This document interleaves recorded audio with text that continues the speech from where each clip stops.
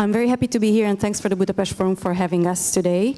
It's going to be a little bit of challenging because so many things have been touched upon throughout the previous discussions, but we're going to do our best, and our best is good. So, as it's in the title, it's going to be a stock-taking conversation about energy independence in Central Eastern Europe. And I think our region is particularly interesting to study and look at for many reasons, as it has been told before. Not only because of the traditional dependency structures on Russia when it comes to energy, but also because our region is in the front line of democratic deterioration. And when we are talking about energy independence, we cannot differentiate between that from the context of democratic security. So we have an excellent panel with us to connect the dots. And jump into the middle of it, I was thinking to start with Balázs. And let's start by talking about some numbers. So I'm going to take you this from 2020, the numbers of EU's energy import dependence was, if I'm not mistaken, 57.2%. And I wanted to ask you, how does it look like today? Mm-hmm. And what are the frameworks and programs within the European Union that could help Central Eastern Europe to reach energy independence within this context? No, thank you very much, and good afternoon, everyone. I think it's also our challenge to wake you up a bit again. So, and I'm going to do that by throwing numbers at you. Isn't that lovely? So let's see how far we can take it. No, maybe just to start off with talking about stock taking. I will be talking a bit more about the European level, and we have experts on the region much more. But as you said, rightfully so, the challenges for the region are sometimes even more complicated than already at the European level. Just on the European level, our energy import dependency is just very high and has always been very high, and basically between 2000 and 2020 it has been fluctuating between 55 and 60%. So your 57 is probably pretty good because it's in that range.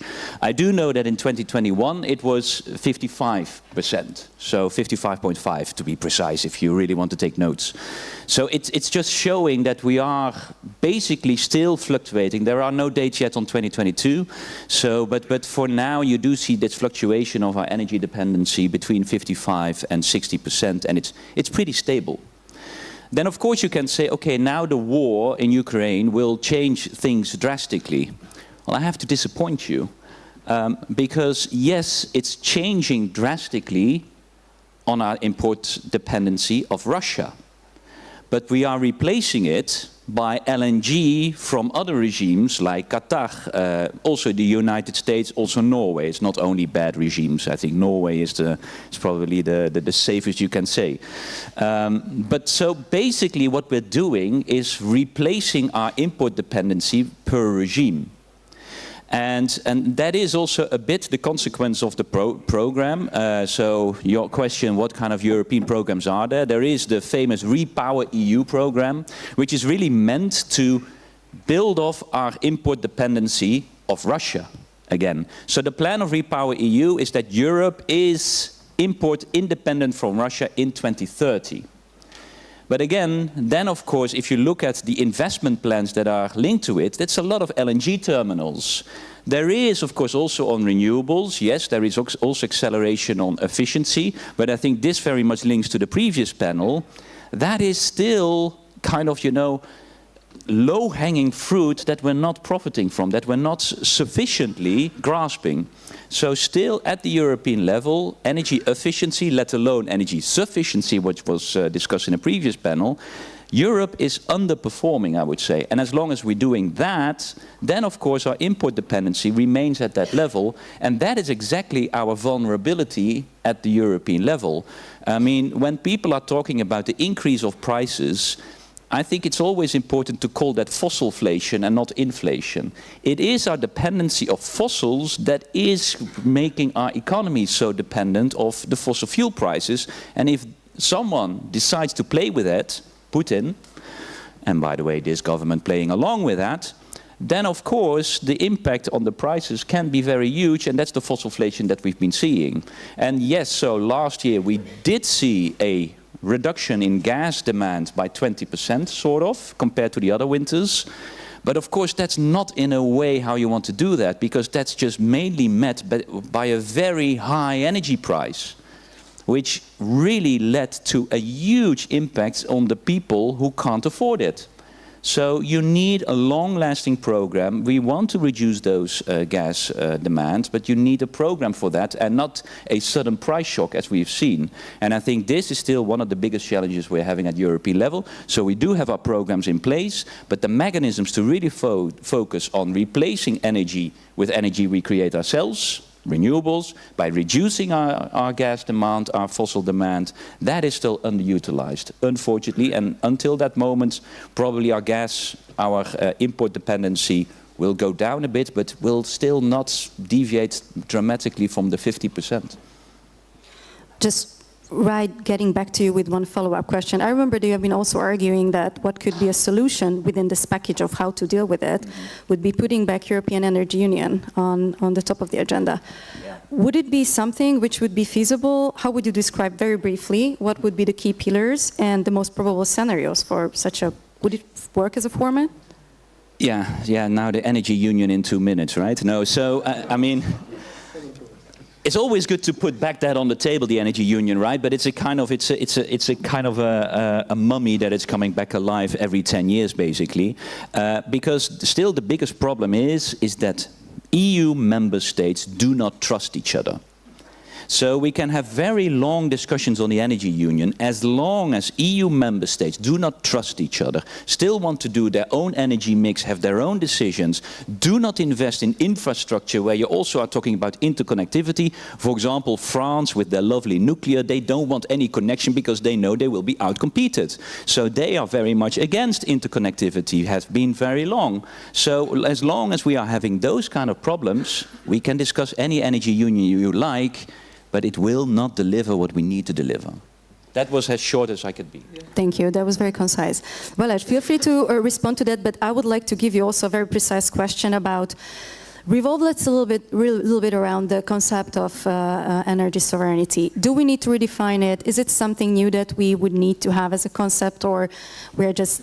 No, you have more than that. I think I will. No, maybe I will have 3 minutes for the sovereignty. No, feel free. Take 5 minutes and go into details. When we spoke about it, that this will be the question about the sovereignty, I thought that, well, it's impossible to answer why, because it's so complex, the meaning of sovereignty. So I tried to copy the definition of sovereignty from the Cambridge Dictionary. There are 2 definitions as well. So there is a British type definition, which means the power of a country to control its own government. Well, interesting. So we can continue with the democracy impacts from this perspective. There is another definition, this so-called US definition. This is the power or authority to rule.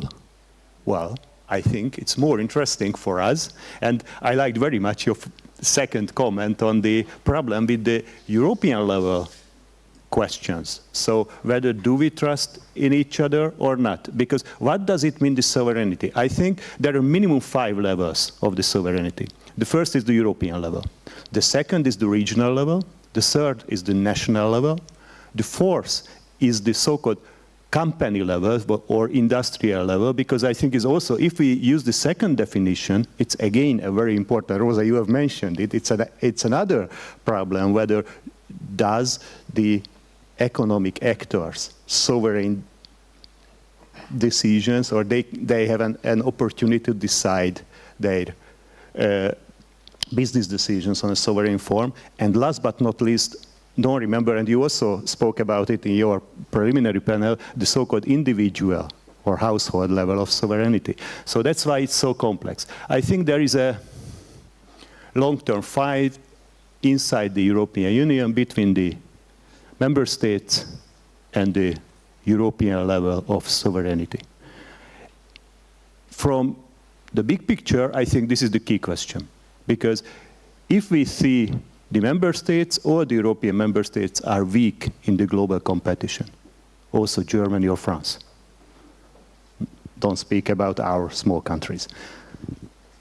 If we see together Europe, well, I think Europe can be a player in the global competition. If we compare the European added value to the Chinese, more or less the same. So half of the citizens, but approximately the same added value. But Bas, you have mentioned, I think this is the key on that level. The second is the reaction, and this is the other impact of the sovereignty, the reaction of the national governments on the last 2 years, huge energy price increase. Immediately they stopped or they decreased the sovereignty of the market. Immediately, not only in the EU, there is an OECD report from last March, and they have analyzed all the OECD countries, and they have collected more than 90 measures in OECD countries which were direct or indirect impact on the market. Well, I don't want to argue that this is bad, because we see that it was a very special situation. But again, a question, what do we believe as a so-called, as a coordination or the main coordination framework of the energy industry? And we also need to speak, I think, this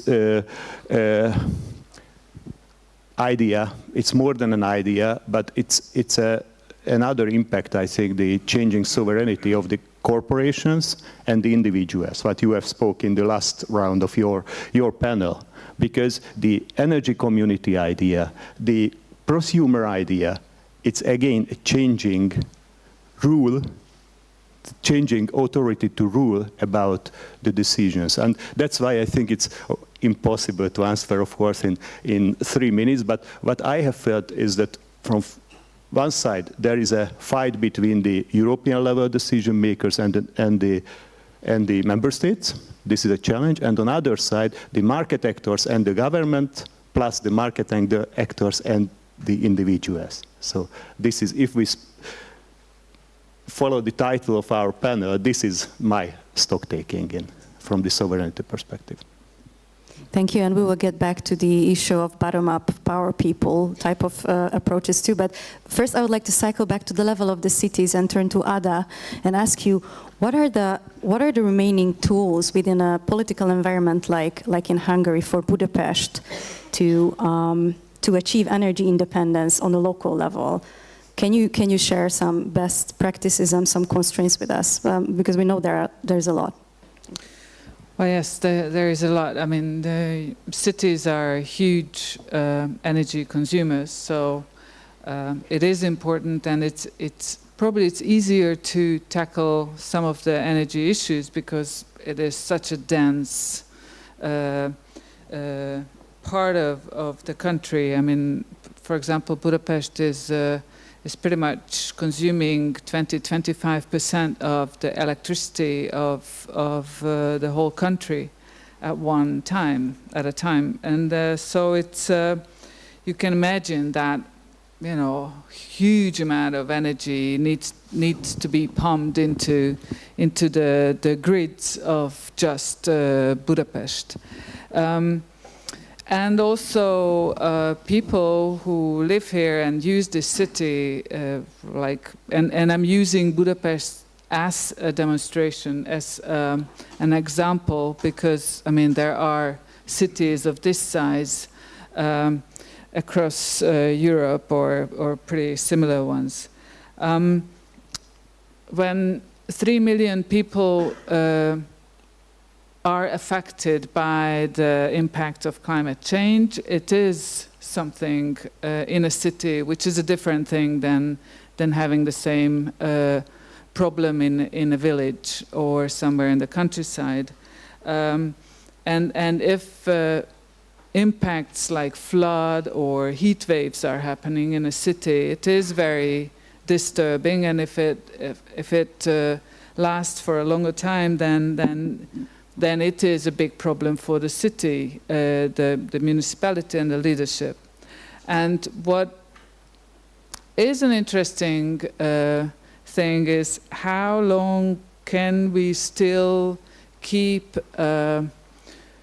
implementing mitigation measures before the adaptation is overtaking the whole problem.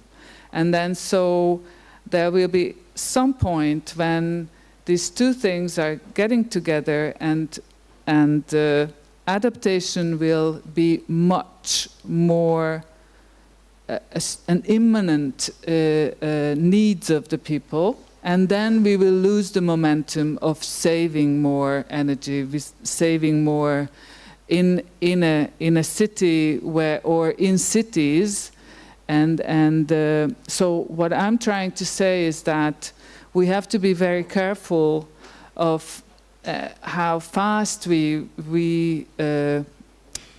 implement all these mitigation measures in Europe. It's not just about cities, it's about everything. Before we need to pour a lot of the resources rather into adaptation than just mitigation. And so this is one thing. But as a city, as someone who is responsible for some part of the city, I think our main rule and main role is basically to create an infrastructure, to create a city where the climate conscious choice of moving, using something is cheaper, quicker, and more comfortable. And this is, so I wouldn't put the blame on the citizens who are not choosing the climate conscious. We need to create an environment where that is the most comfortable to make. And this is what I think a municipality is all about. We'll talk about the hook. How do you actually do that to get the people on board and change the mindset?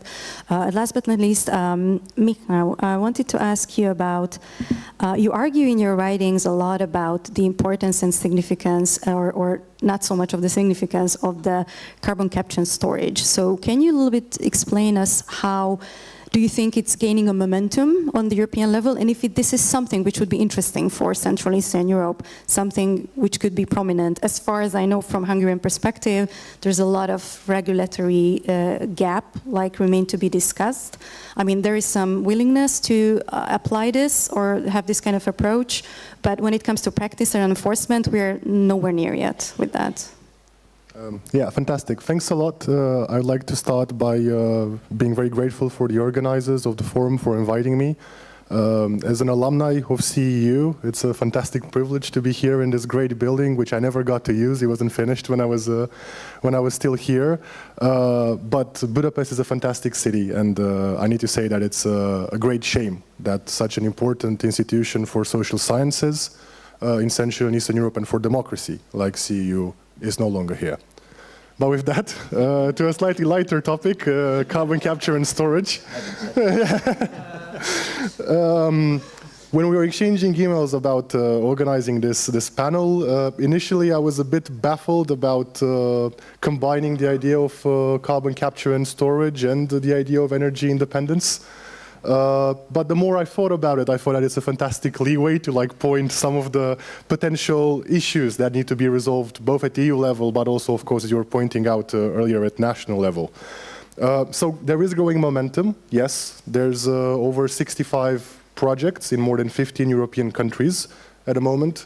We're seeing it in the policies and the regulations that are negotiated and come out of Brussels, out of the funding programs, like the Innovation Fund, which has started to direct money, especially towards things like cement, which can use carbon capture and storage to eliminate some of its process emissions. For those of you that are not very familiar with the conversation in industry and in energy, these are emissions that don't come from fuel combustion, but rather from the chemical process, from the feedstocks that are used to make different materials and manufacturing goods. Now, what we know, we've heard earlier in the panel that there are scenarios that don't see the need for CCS. Some of them definitely exist. But I would say that there's a lot of evidence that to reach climate neutrality and to stay within 1.5 within a cost-effective way as well, carbon capture and storage is necessary. In the IPCC reports, we see about 3.5 gigatons at least of CO2 that needs to be captured globally. and in the European Commission's 1.5 scenarios is between 500 and 600 million tons within the EU. Of course, where does this captured CO2 come from matters a great deal. So, of course, there's high-value applications, as we call them, like cement and lime that we were mentioning earlier, where process emissions are very difficult to avoid. Of course, we can do things like material replacement, reducing the amount of content of those materials are very carbon-intensive. But there's also some more problematic uses, and I'll get to those into a second. But carbon capture and storage is also will be a key source of negative emissions. Because it seems increasingly difficult that within the timeline we have until mid-century, we can decarbonize all the emissions. There will be some emissions left, which we need to compensate. Of course, CCS is absolutely no excuse for us not abating emissions to the greatest extent possible. Now, getting a bit back to the discussion on energy independence, what's crucial to understand is that security of supply in Europe can no longer be built around fossil fuels. So CCS does not give any more license to operate for fossil fuel companies, and that's very important to hammer down. That means CCS is not going to save coal, as we hear in some of the Central and East European countries still in 2023. CCS is not going to somehow make gas peakers not have any emissions when they're needed for balancing. Very importantly, carbon capture and storage should not be applied in Europe in enhanced oil recovery, which is a method that basically pushes CO2 down wells for oil to make unproductive wells more productive. That's very much not permanent storage, the type of storage that we are envisioning for carbon capture and storage. So it is absolutely important that there is a value hierarchy, that we do differentiate between applications where this is necessary and when there are other alternatives that make more sense. It's important here to say that there's a lot of fantastic research that shows there's a relationship, an inverse relationship between cost reductions in renewables and the need for CCS. The more cost reductions we get in installing new capacities and integrating them well into the grid, the less necessary CCS becomes. And that's something that needs to be reflected in the upcoming carbon management strategy that the European Commission is working on. I know you drilled very recently the new commissioner that's going to be in charge of that. I just want to finish on this thought, that energy security cannot rely any longer on fossil fuels. We've seen in the crisis that even if we have some homegrown, let's call them fossil fuels, globally traded commodities like oil and gas have their prices influenced by global markets. This has spillover effects in our electricity prices. This has massive spillover effects and inflationary pressures on all types of goods and services in the economy. So yes, CCS is important. We need to turn the narrative on its head. It's time to make oil and gas producers, which have been promising CCS for a very long time, to actually take up the responsibility and deliver. There is now negotiations for the Net Zero Industry Act, which includes an obligation on oil and gas producers to provide storage for companies like cement companies, which need to capture some of their emissions. They must not oppose this, even though some of them definitely do, and they must act on their historical responsibility to reduce emissions. Thanks for teasing this out. And I wanted to a little bit pressure further on, Bas, what you mentioned in the first round. And most of the climate experts would agree with you that instead of the EU swapping energy resources, it's technically swapping human rights infringements and dictatorships, speaking of Qatar, Egypt, and whatnot. But so, elephant in the room, what about China? How shall we de-risk dependence on China while we are pushing decarbonization? I mean, I know it's very difficult, would take probably a separate panel, but I think we should go into the core of it. Yeah. No, happy to go into that, because I think also here the one-liner that we need at the European level is a sincere European industrial policy. That's what we need. I mean, let's be very honest. Europe has released its Net Zero Industry Act, already been mentioned, and Critical Raw Materials Act.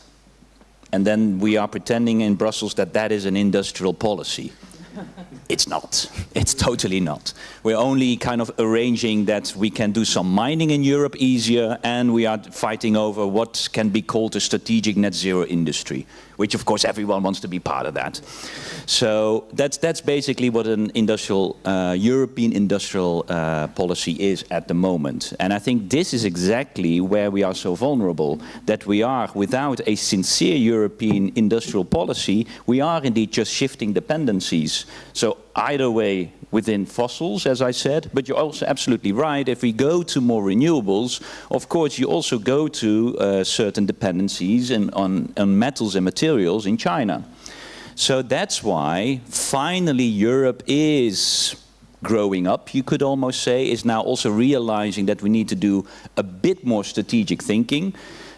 However, until now, we have not come much further than, first of all, now, of course, for the first time, Ursula von der Leyen in her State of the Union announced that at least we are going to check, is China not doing kind of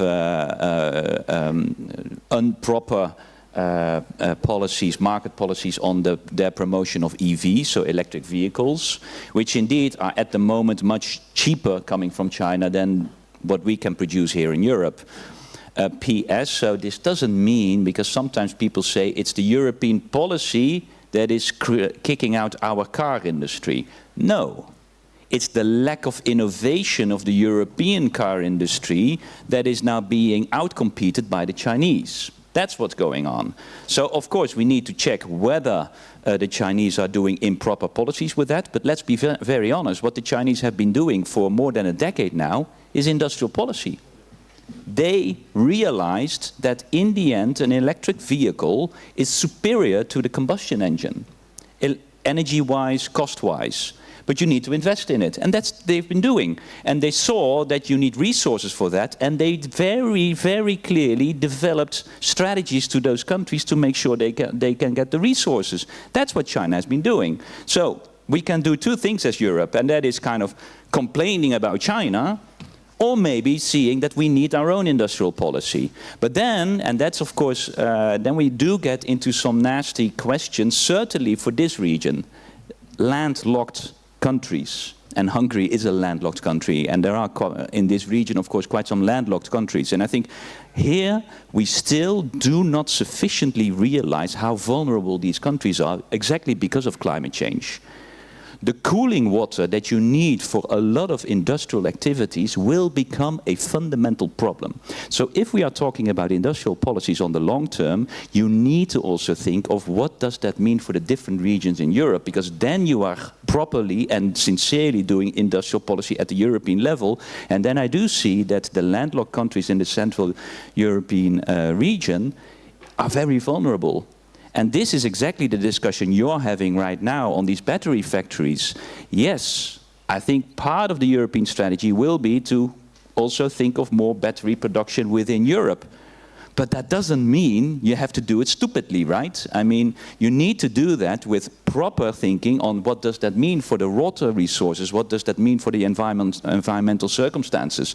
So if this government is saying, well, Europe is pushing for batteries, no, we are pushing for a industrial policy on batteries. That doesn't mean that you think as a country where you have problems in 20 years' time with your water supply, you just build blindly with, by the way, dodgy contracts with Chinese and Koreans on battery factories. That is the problem, and we don't have a sincere European discussion on that.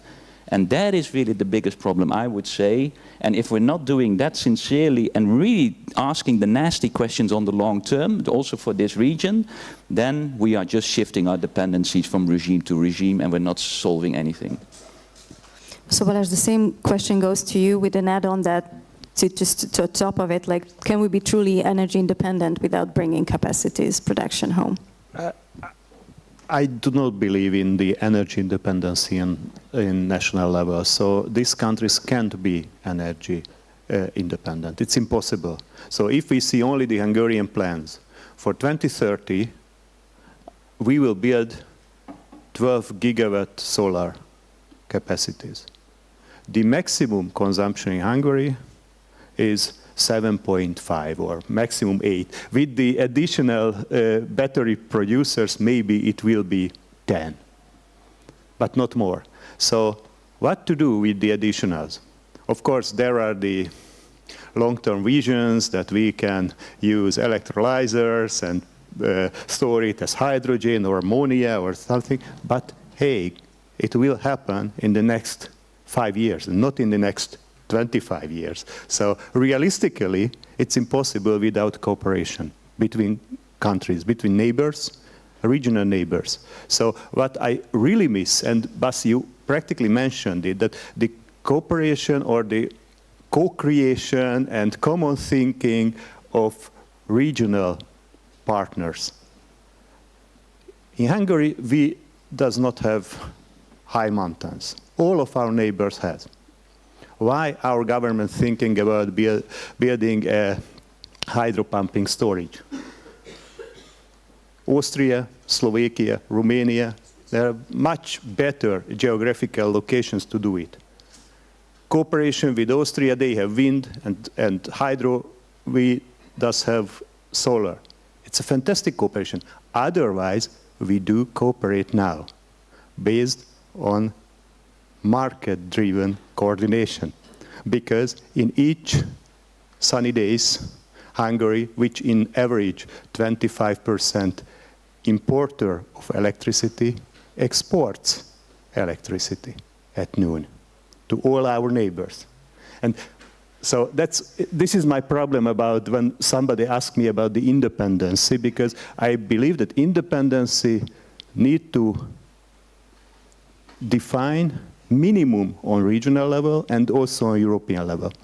And Bas, because you have mentioned this problem between this regional and European thinking, and I was very happy when you mentioned this landlocked situation of these countries. I think it's another problem that we need to put on the table that, and I'd like to go back a bit to the natural gas issues. I think for now, Europe has solved more or less the Russian problem. Changed the Russian import in 2/3 or 3/4 to other sources. And I think it's not only a replacement. It's very important because the form and the way of import have changed with the higher percentage of the LNG. LNG, of course, you have mentioned some regimes which is not so market-driven regimes, but in fact, LNG is a commodity product. So if you sign a contract, you have a cargo, more or less you can decide as a trader company where to deliver it. It's totally different from a pipeline type, monopolistic route, totally different. And so, for example, I do not have so frustration on reading that news that the Russian LNG export to Europe increased with 30%. It's a totally different way of exporting. In the LNG market, Russia is not a price taker. They also need to accept the LNG prices, totally different position.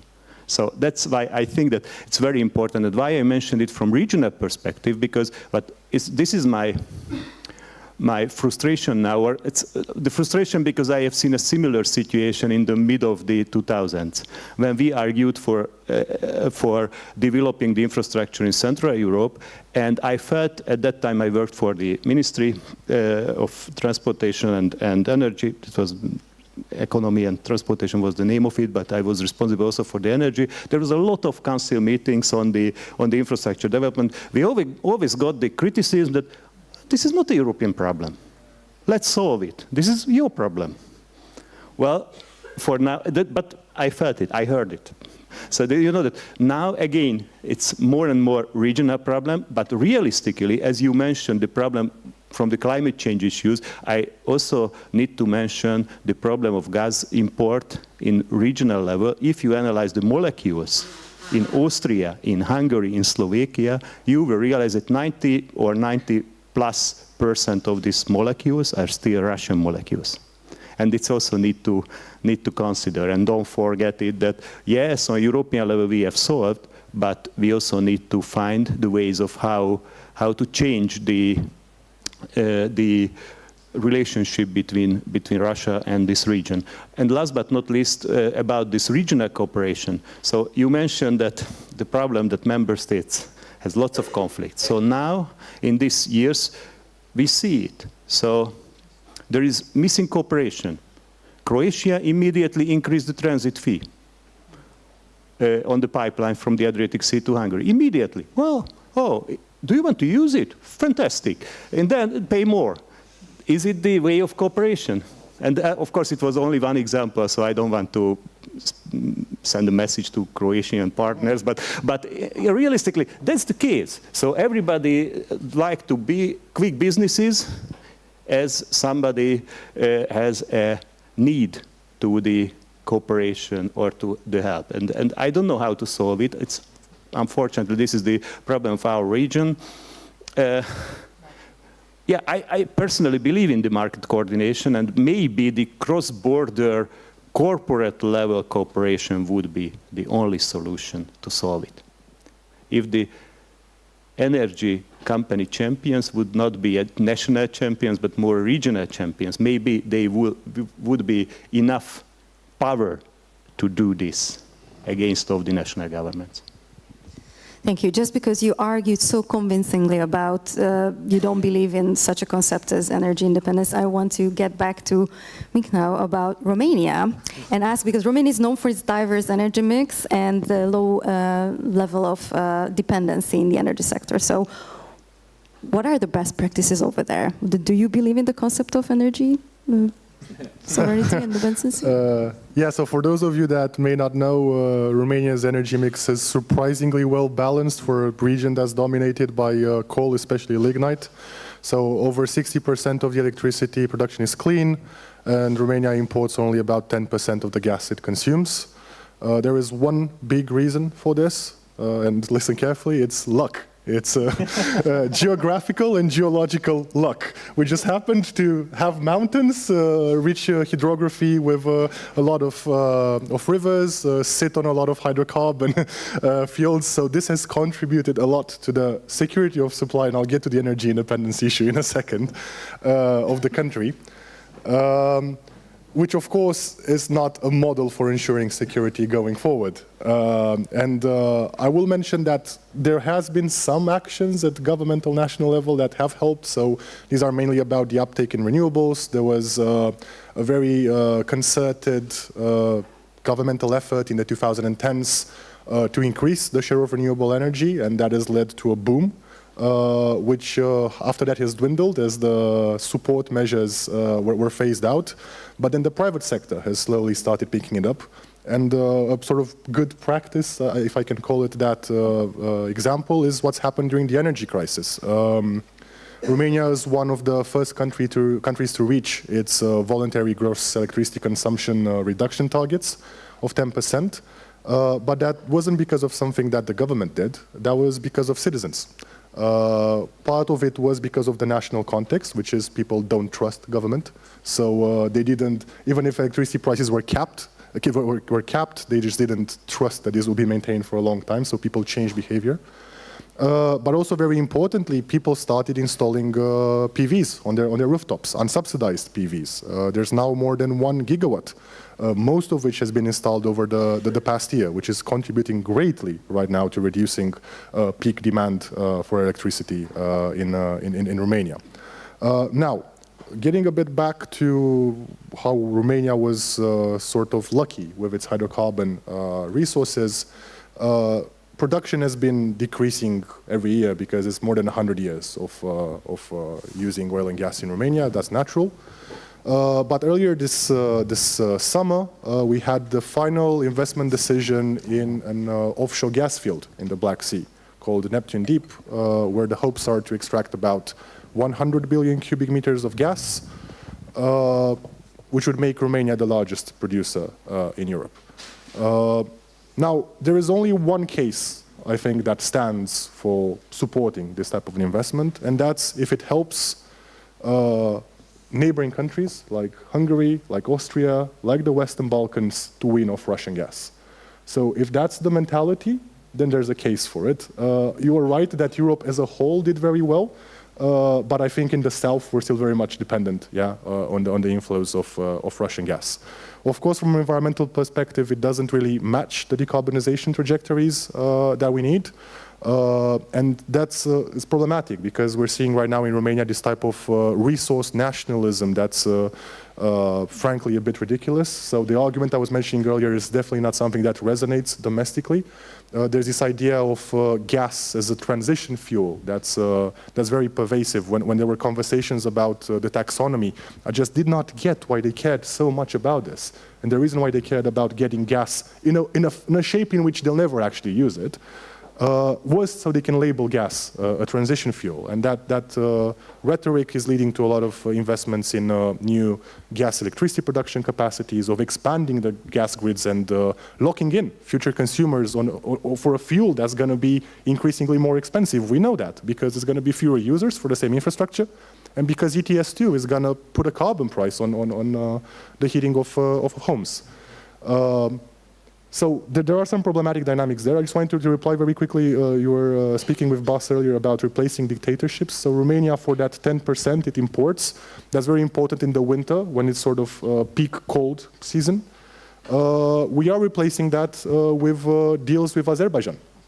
Yeah, and we are doing precisely that, swapping dictatorships. Earlier last month, the Free Seas Initiative Forum was in Bucharest. It was hosted in Romania. And I witnessed an absolutely incredible panel, which was the panel of energy ministers from all the Free Seas region, so that goes from Poland all the way south to Bulgaria. But it was also the ministers of Georgia, of Azerbaijan there. And the representative of the Azeri state reserved half of his presentation to speak about the economic reconstruction of Nagorno-Karabakh. Yeah, of the fantastic investments they have lined up there, about all the good they're doing for the region. And that was before the final invasion. That was at the time at which all the supply lines to the region were completely cut off. How was that intervention met? With complete silence. No one dared say anything just because of the same type of dependency that we're having on Russian gas. We're replacing it with another dictatorial regime, which is obviously problematic. But linking a bit back to what we were saying earlier about how you can't build security of supply on fossil fuels anymore, there is abundant clean energy in the region, and tapping into that is super important. And I want to speak just very quickly about offshore wind, which we're finally seeing some positive developments in the Black Sea. Romania and Bulgaria alone have about 200 gigawatts of natural potential of offshore wind, about 50 gigawatts of which is for fixed offshore turbines. Which is great news. Offshore wind is fantastically helpful in the decarbonization context, especially because the wind blows for longer and harder in the winter. And as we decarbonize the building stock and electrify houses, this will have a great contribution. Of course, this needs to be a collaborative project. Us with some partners from Bulgaria, we started what's called the Black Sea Renewable Energy Coalition, which has the purpose of coordinating efforts between not just Romania and Bulgaria, but also Ukraine and Turkey to develop offshore wind in the Black Sea, and also export between one another. And that's related to what you were saying earlier, which is why I don't like the term of independence, of energy independence very much. I find it a very, very American understanding of viewing the energy world. I don't think we should even strive for national energy independence because it's more expensive, it's less reliable, and because at the end of the day you need to build the entire infrastructure across the European Union for a grid that's going to be dominated by renewables. And that's why you need electrons to flow freely from all points across Europe, from north to south, from east to west. I'll leave it at that for now, but yeah, thank you. Okay, thanks. So, Ada, I promise you to get back to the people's power and how household and local communities can they have a major role? And if so, how can you hook them in to win the hearts and minds of being participating actively in this type of transitioning and, at the end of the day, decoupling and creating more independence energy-wise? Yeah, I mean, if we want to use the word independence, probably if we use resilience, energy resilience in this regard is probably much better, but obviously, and it's no-brainer that the first step is lowering demand, and the second step is, satisfying all those demand by supplying from locally and renewable sources and technologies. And well, what just recently happened in Hungary is that, we last autumn we launched our city solar map, which shows to every people how much potential is there on their roofs in this city. You can't see any blue roofs on it. Obviously, it has an architectural problem also, or obstacle on this. But basically what happened 2 weeks after this launch, that the Hungarian government put a stop on implementing more on the feed-in of solar household appliances, or yeah. So since then, there is a confusion in the society about solar, and you can imagine that in a country where you can win elections with lowering energy tariffs, it's not really desirable for the government to have households supplying themselves by their own energy. So, from political point of view, it is very kind of obvious to me that it's an easy way of making people,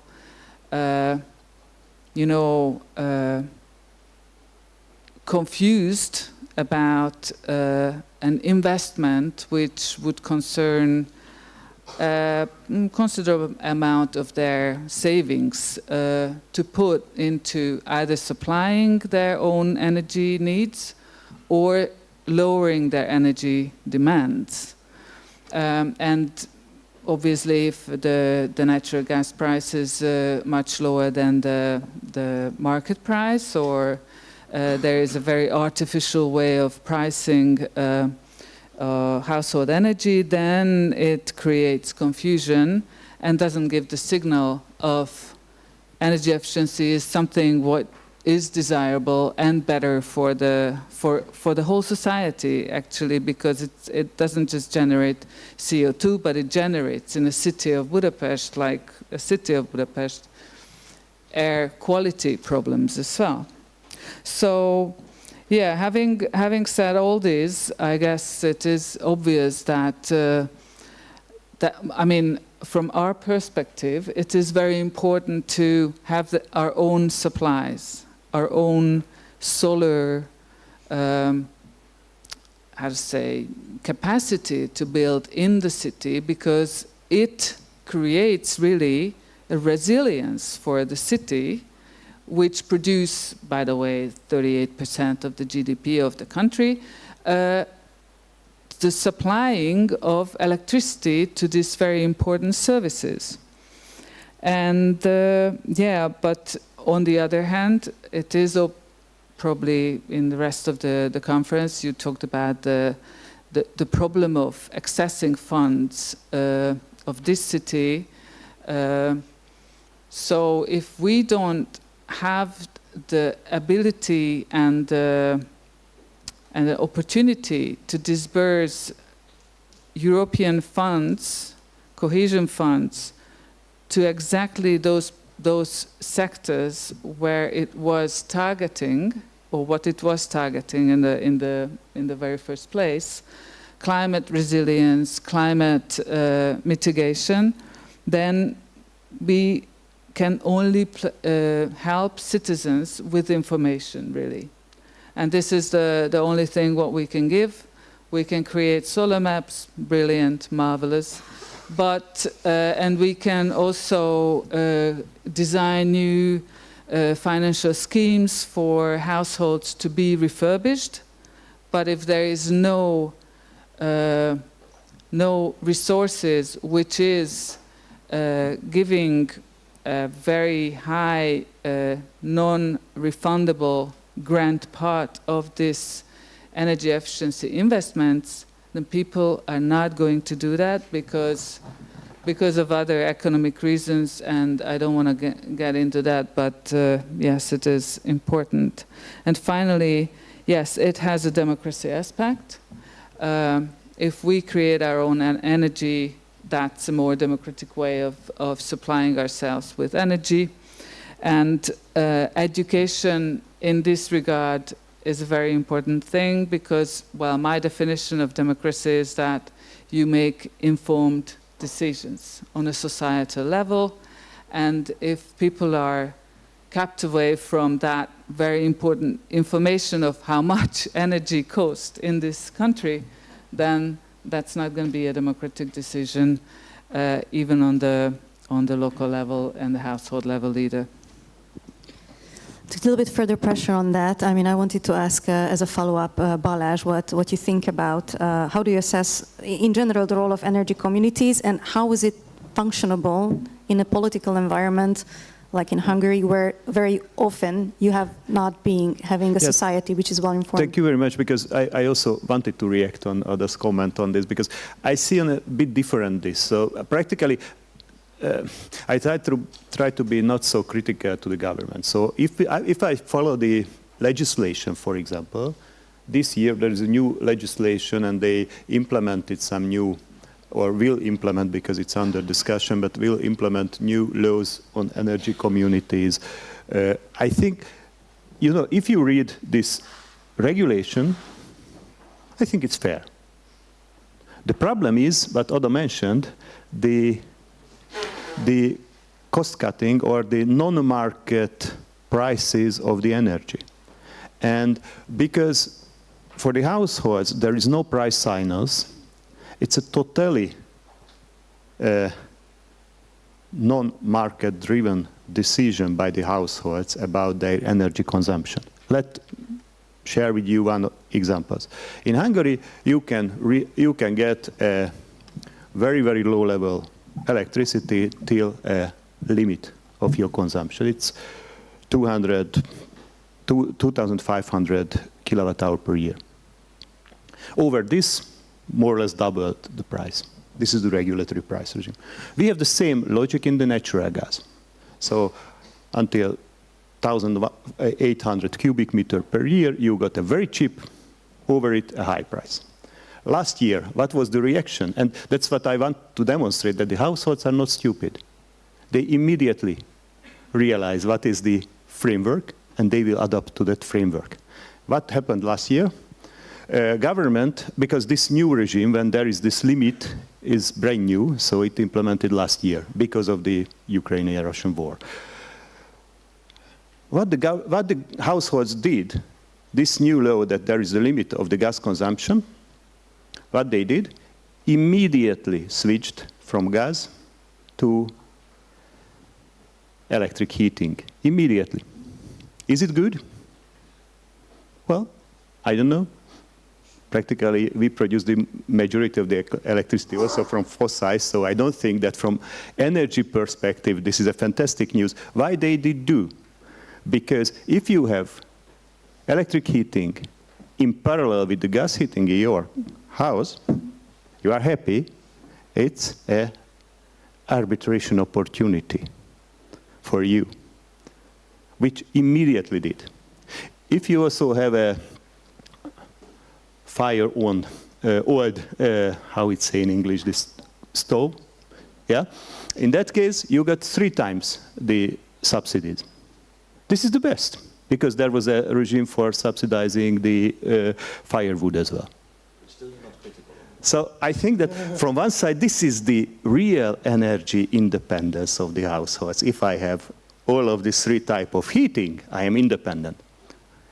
Is it fair to another household which decided to drop out the old gas boiler and change to heat pump and realize only one time the subsidized price? So this is the problem, and so what I see now, that households are very, very realistic. So they follow what happens, but it's true that unfortunately in their expectation is that nobody will change the current price regime in Hungary, because if we try, we lose the next election, simply. That's the fact. And I don't know how to solve this problem. But I think this is the heart of the problem, and that's why I am not, frankly saying, yeah, it's a nice idea of the energy communities, and we will share it somehow, but it will have a very, very limited impact on the whole game. So that's the problem. Maybe 3–5% of the households will have a realistic, so we'll really have a economic signal to join this type of cooperation forms because of the fixed price offer from the government. And while we do have this regime, I don't believe that it really can change. So that's why I want to do this distinction between the regulatory framework and the so-called and the real world. Thank you. Please. Just a quick remark, and I mean, imagine that all this creativity, energy, and time, what all these citizens and households put into using that little window to utilize the subsidized electricity and gas price would use for making real energy efficiency investments. And this is the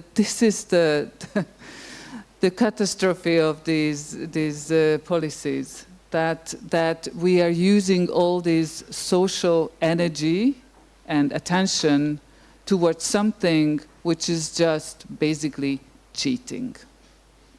I'm going to give the opportunity for Bas to respond to whatever he would like to respond to. But before that, I ask you, the audience, to also to prepare your questions, because I'm going to open the floor very soon for the Q&A.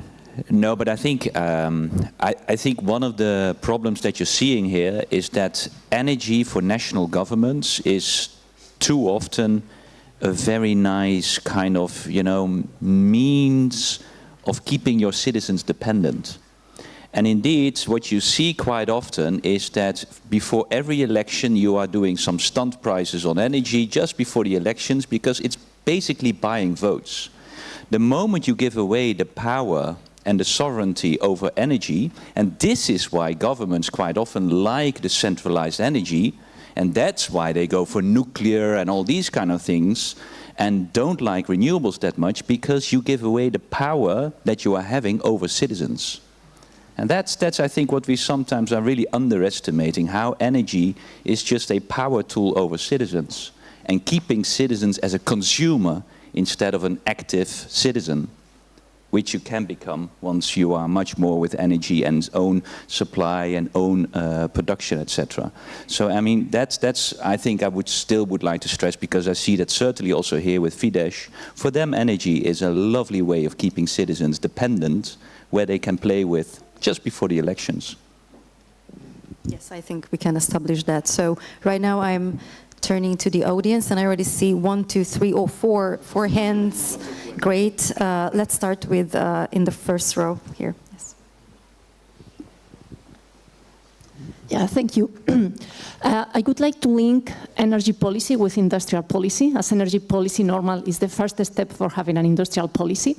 Very much focused on the region, quite industrial one.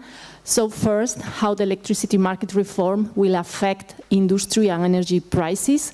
We are talking about energy prices. In the future will be mainly electricity prices, but there will be a part of industry that will depend upon the cost of hydrogen and other ways of decarbonizing.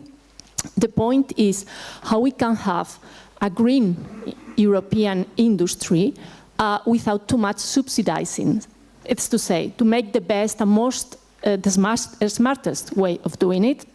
Right now, energy system or hydrogen plants are made to keep mainly German industry, even though it's an expensive and not efficient way of doing.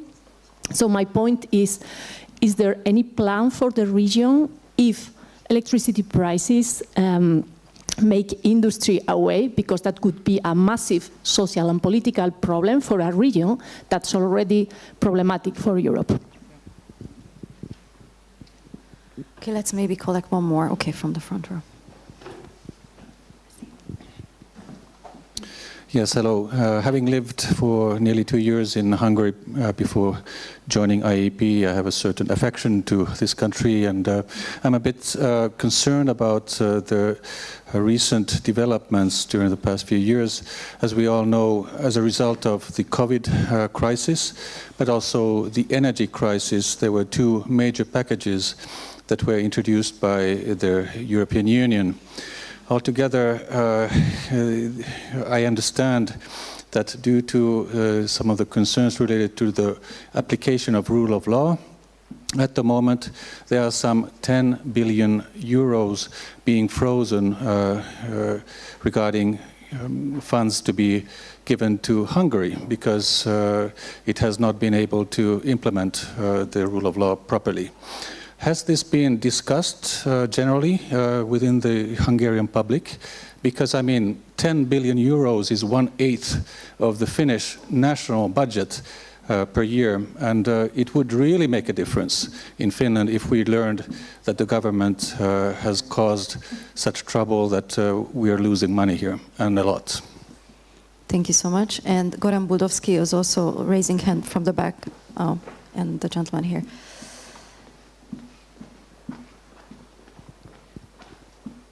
Goran Budovski, Open Society Foundations. I actually would like to tie to the last speaker what he said about the decentralization of power and giving power to the citizens, because actually that's exactly what could and should happen with greening.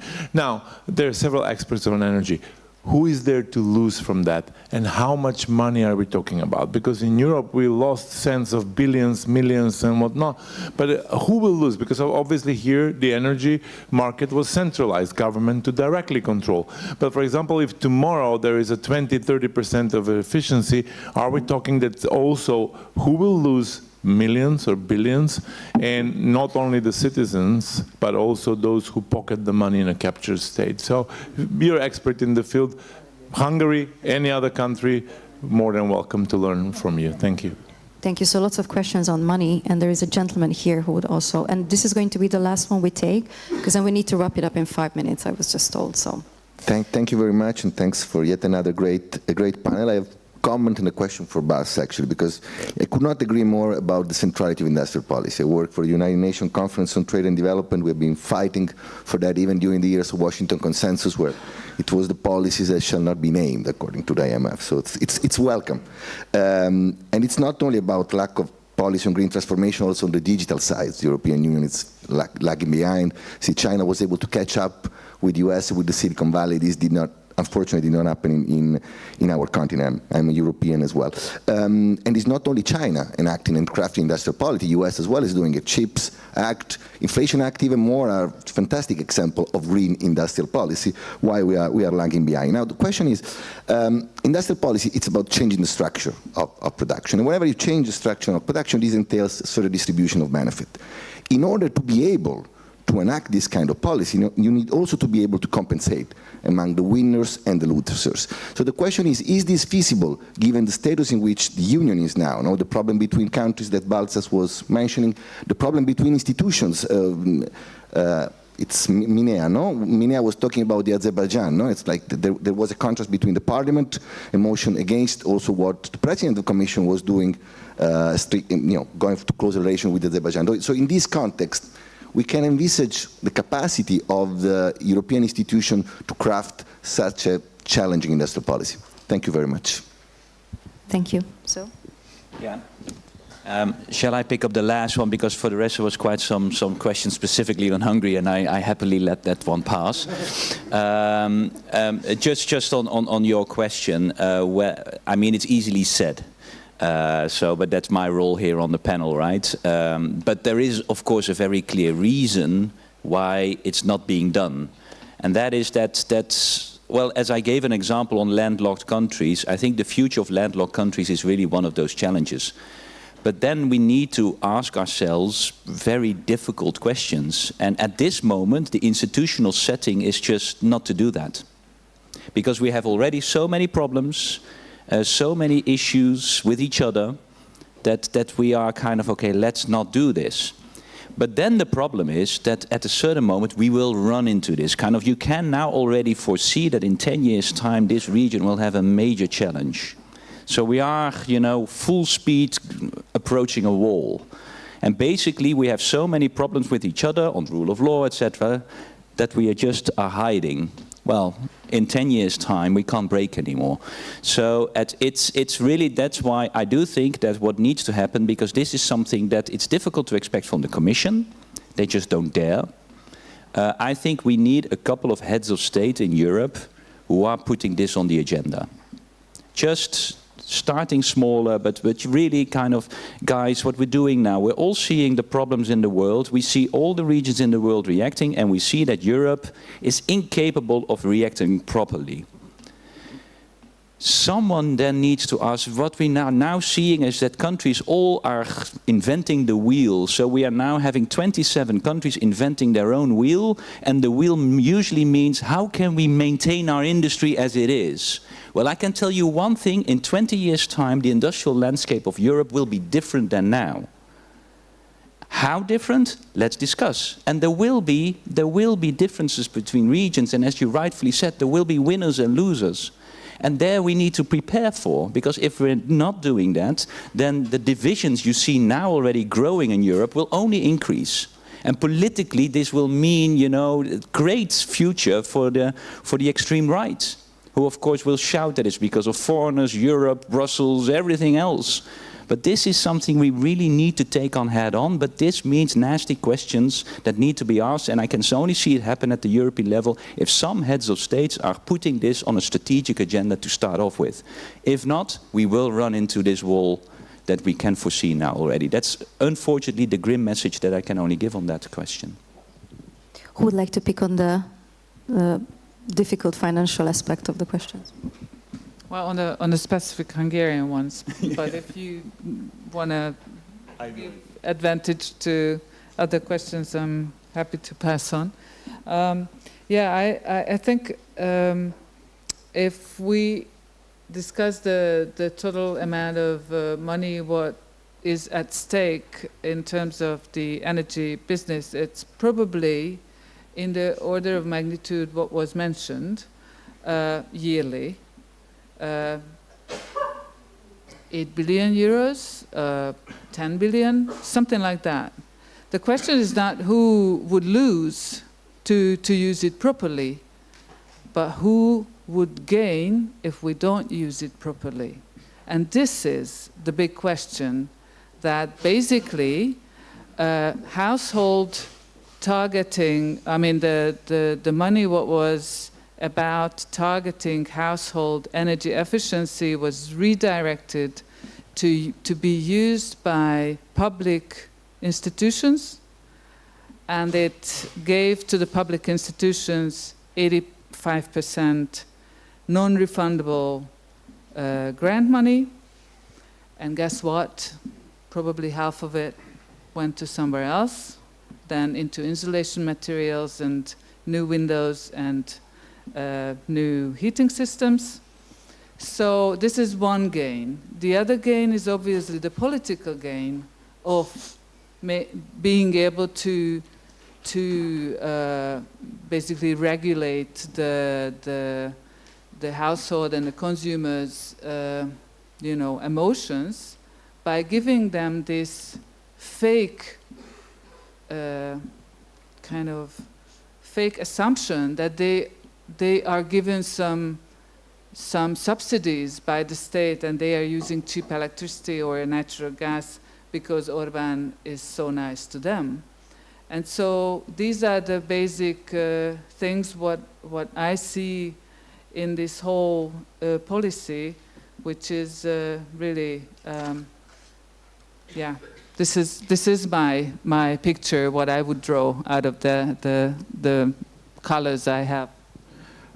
I think it's always are winners and losers in each economic transaction. So practically, if we begin at a non-Hungarian level, let's see the last year profit of the biggest oil companies of the world. Saudi Aramco, best of ever profit, 160 billion US dollar profit in 1 year, in 2022. So who are the winners? No, there are winners always.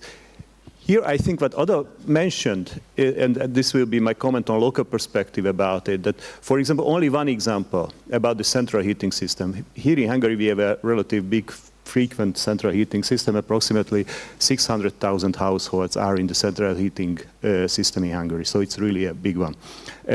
Last year, the additional requirement... Fifth of the households, exactly, thanks. So that's last year, the additional request from the central heating companies to a subsidy because of the high gas prices was 2 billion euros. 2 billion euros only for that. The reason behind, first, 70% of the central heating system is still gas-fired. Second, the quality of the buildings, what Odo also mentioned. You know that who are the losers? I think that the whole society is the loser because we missed the reconstruction of the buildings, and it's still missing from the funds, what you have mentioned. That, so what is the missing funds? I think because this is the element of the whole puzzle when I feel that it really requires a non-refundable subsidy from the EU funds because very, very long is the break-even point or this is the problem with the insulation or the reconstruction of the building. So this is the answer. And to Rosa's question about this industry and price connection or interconnection, I think that the whole question is a chicken and egg question. I was very happy when Bas mentioned as a part of the European industry policy, this, for example, this battery industry. This is one of the 8 key technology you have voted, and this is an amendment or an appendix of the Natural Industry Act, exactly, Net Zero Industry Act. So from that perspective, I think Hungary is the good guy. We did investments in one of the key technologies of that 8 listed technologies. This is one interpretation, while others only speak about it. So this, you know, that I think it's important. So this is not something theoretical. This is one of the 8 technologies.